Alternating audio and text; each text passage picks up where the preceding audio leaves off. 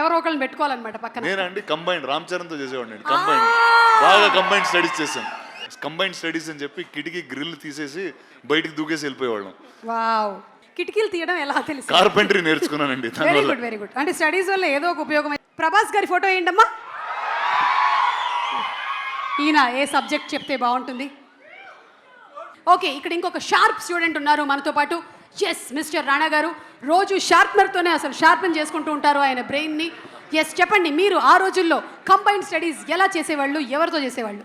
Combined studies combined studies అంటే సోలోగా చదవలేదండి నేను. కంబైన్డ్ ఎక్కడ వస్తుంది? ఎప్పుడైనా సరే మనలాంటి స్టూడెంట్స్ సోలోగా ఏం చదవలేరు, ఎవరో ఒకళ్ళని పెట్టుకోవాలన్నమాట పక్కన. నేనండి కంబైండ్ రామ్ చరణ్తో చేసేవాడిని. కంబైండ్ బాగా కంబైండ్ స్టడీస్ చేశాను.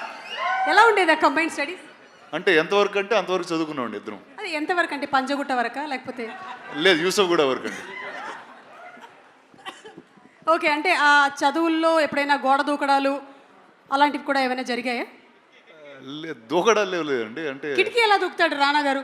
పట్టరు ఆయన కిటికీలో. యాక్చువల్లీ అది కరెక్టే అండి. ఎందుకంటే కంబైన్డ్ స్టడీస్ అని చెప్పి కిటికీ గ్రిల్ తీసేసి బయటికి దూకేసి వెళ్ళిపోయేవాళ్ళం.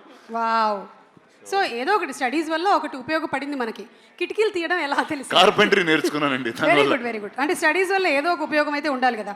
ఓకే, సో ఇప్పుడు ఇండస్ట్రీలో ఒకవేళ కనుక వీళ్ళు టీచర్స్ అవుతే ఎవరు ఏ సబ్జెక్ట్ చెప్తే బాగుంటుందో ఒకసారి మీరు చెప్పాలి మాకు.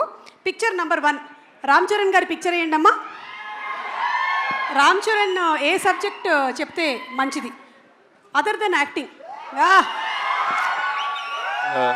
హార్స్ రైడింగ్ నేర్పిస్తే బాగుంటుంది. వాహ్, that's super. He can teach terrific horse riding in school. Super. Magadheera నుంచి అప్పటి నుంచి. ఓకే, నెక్స్ట్ పిక్చర్ ప్రభాస్ గారి ఫోటో వేయండి అమ్మా.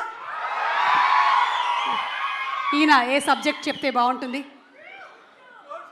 అందరితో హ్యాపీగా ఎలా ఉండాలని ఒక I think more behavioural and cultural class చెప్తే బాగుంటుందండి. Actually I think we have a happiness ministry.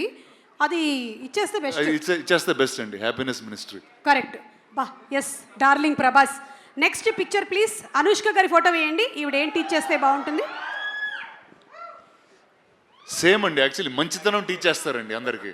బా, అంటే నాకు ఇప్పుడే రీసెంట్గా నేను యాక్చువల్లీ నేర్చుకున్న జపాన్లో కొన్ని స్కూల్స్లో ఫస్ట్ 3rd క్లాస్ వరకు 4th క్లాస్ వరకు వాళ్ళకి ఏ సబ్జెక్ట్స్ ఉండవండి.